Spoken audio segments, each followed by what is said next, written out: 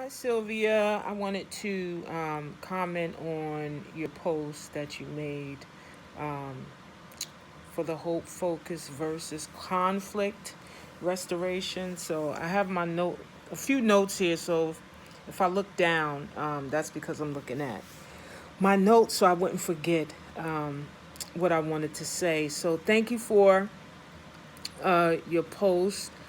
You talked about initially the differences between the two models, and um, I would have liked your thoughts on the similarities um, between the two, uh, between the two models.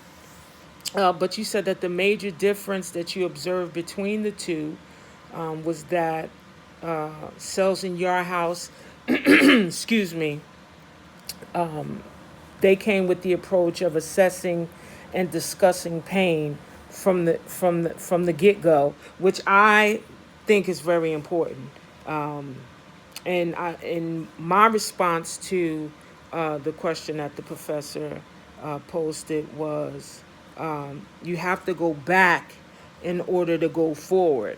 And so definitely, I think that's very important.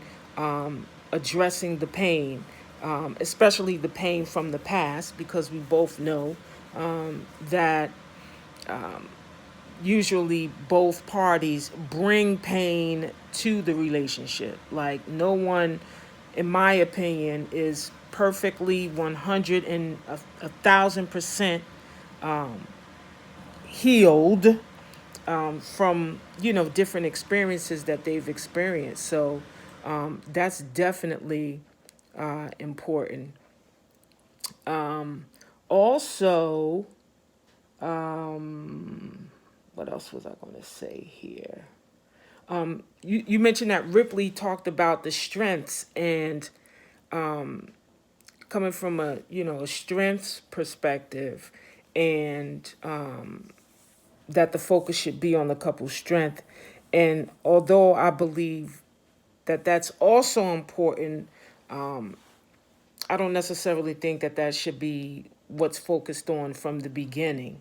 But definitely that should come into play, excuse me, later on down the road throughout the counseling process. Also, I loved your analogy about the house, and how you have to